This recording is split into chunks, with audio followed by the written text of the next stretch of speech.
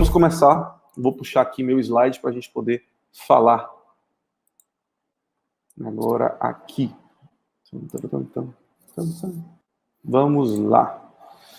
Vou começar então oficialmente aqui nossa live, nossa aula, anatomia na hidrocefalia. Então vamos entender primeiro um conceito muito simples. Para eu falar de hidrocefalia, eu estou falando de aumento de líquido na cabeça, do líquor, que é o líquido que circula na cabeça. É muito comum, e eu fico triste quando eu vejo profissionais da saúde corrigindo famílias. Quando a mãe ou uma pessoa fala, meu filho tem água na cabeça, e você quer corrigir. Eu até peço para evitarem meus alunos, porque essa é uma maneira que a pessoa tem para entender. Você sabe que não é água, você sabe que esse líquor é uma substância, um líquido próprio do cérebro, mas é a maneira das pessoas entenderem. Então, quando falarem água na cabeça, entenda hidrocefalia, tá? Isso é uma maneira de você colocar uma comunicação mais agradável com o seu paciente, com a pessoa que você lida, que você cuida, tá? Então, vamos lá. Então, a hidrocefalia seria o aumento do líquor na cavidade intracraniana. Esse líquor é o líquido que circula no cérebro para lubrificar, para proteger. Ele fica dentro de cavidades, ele é produzido e armazenado dentro de cavidades do nosso cérebro. Essas cavidades são chamadas de ventrículos. Eu vou mostrar tudo isso. Eu quero primeiro consolidar a informação, que tem gente que prefere ouvindo antes de ver. Então, se esse líquor circula no nosso cérebro, ele precisa ser produzido, ele tem um espaço para ser armazenado e dali ser distribuído. Perfeito? Então, essa produção do líquor, ela vai numa velocidade. Eu produzo o líquor numa velocidade, produzo o líquor numa velocidade. Essa velocidade é entre 20 e 30 ml por hora. Estou produzindo o líquor. E eu vou botando esse líquor para fluir. Mas olha só comigo, para você pensar em patologia sem olhar em imagem nenhuma, só para entender antes de olhar. Entende os conceitos antes de olhar. Produzir líquor, e eu preciso fazer esse líquor circular. Mas se eu tiver alguma obstrução nas vias de passagem do líquor, o que acontece? O líquor vai ficar represado. Eu produzo hidrocefalia. Uma outra situação. Se tem uma situação específica que eu aumento, uma doença que faz aumentar a produção de líquor, e minha absorção não aumenta. Eu não estou absorvendo mais, não estou drenando mais esse líquor. O que acontece? Eu represo mais esse líquor, hidrocefalia. Se minha produção está igual, 20, 30 ml por hora, mas a absorção, por algum motivo, cai. Um exemplo, trombose de seio. Vou mostrar que ali junto com os seios que é absorvido o líquor, os seios que são estruturas venosas. Então, se eu paro a absorção do líquor, eu represo o líquor e eu faço o quê? Água na cabeça, hidrocefalia. Eu aumento o líquor na cabeça, na cavidade intracraniana, nas cavidades ventriculares e produzo hidrocefalia, certo?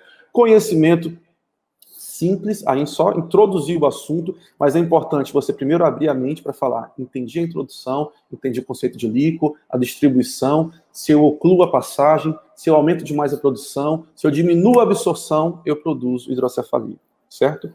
Ouviu, podia ter ouvido de olho fechado para poder entender isso. Agora, vamos falar, propriamente dito, de imagem, anatomia, de tudo. Vou mostrar, já botei um slide para chocar. Isso é um corte de uma tomografia. Essas cavidades hipodensas, pretas, que você vê nessa tomografia, são cavidades ventriculares. Isso aí, dentro, preto, é líquor. Eu estou mostrando já uma tomografia alterada. Isso é uma tomografia patológica, isso é uma tomografia de hidrocefalia.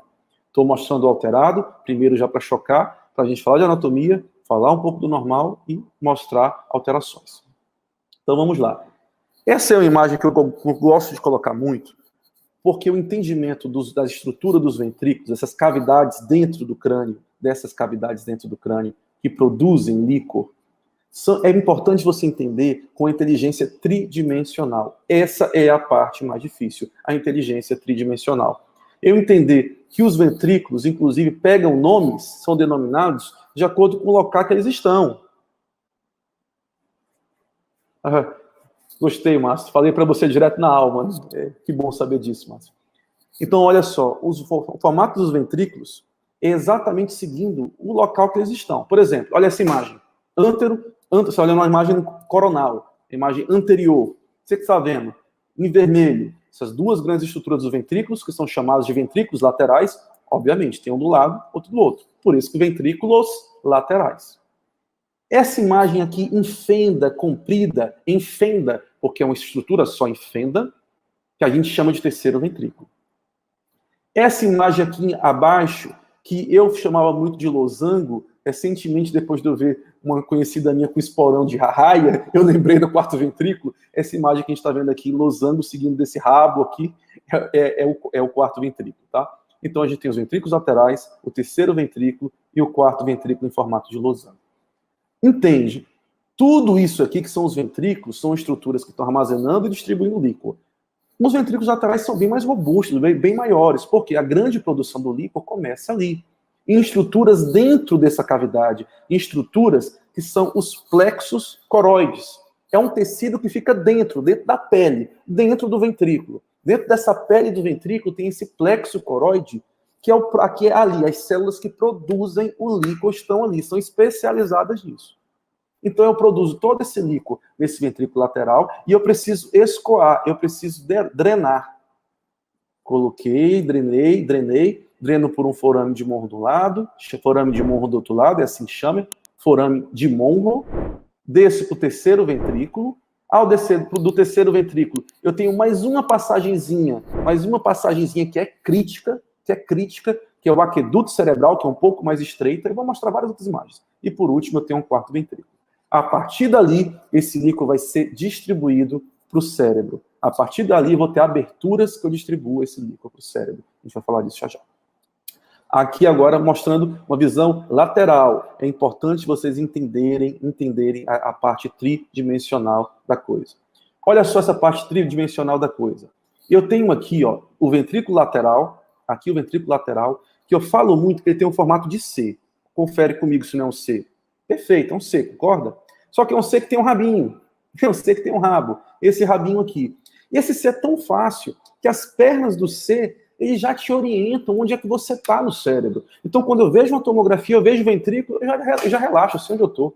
Quando eu estou na cirurgia, eu encontro a estrutura do ventrículo, eu sei onde eu estou, eu fico tranquilo. Tá? Nesse C que você encontra aqui, a perna de cima do C, essa perna de cima do C, que é mais anterior, mais à frente no C, ela está dentro do lobo frontal. Então, essa parte do ventrículo lateral que está no lobo frontal, nada mais justo que a gente chamar de corno frontal.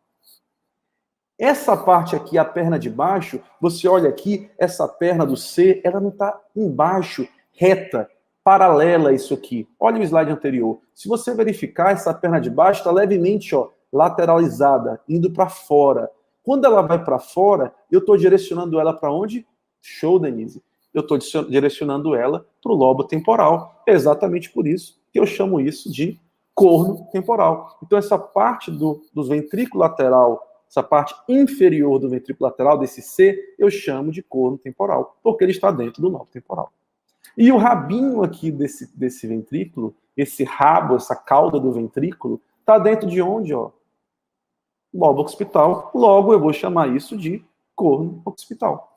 Simples desse jeito. Os ventrículos laterais, então, tomam os nomes seguindo o local que eles estão. Eu vou mostrar para vocês no flip chart e nas tomografias que isso vai me referenciar na tomografia. Quando eu olhar a tomografia e olhar essa imagem clássica do ventrículo, eu vou saber que eu estou no lobo frontal. Quando eu olhar isso aqui, eu sei que eu estou no lobo temporal. Quando eu olhar isso aqui, e aqui tem um macete muito fácil, que é a calcificação. Com muita frequência a gente tem isso aqui calcificado na tomografia, isso branquinho, eu sei que isso é corno occipital, certo? Então, inteligência tridimensional é importante vocês terem, porque é isso que diferencia a pessoa entender neuroanatomia. Eu tenho que entender a posição das coisas e aplicar na prática para que aquilo serve, tá? Olha só, de novo, esses ventrículos aqui, ó, que imagem mais bonita, em C, não é um C retinho, levemente lateralizado a perna de baixo, porque é a perna temporal, tem um de um lado, um de outro lado. Por isso que eu tenho os ventrículos laterais, tem o lateral de um lado, o lateral de outro lado. Eles se comunicam, cada um, através do...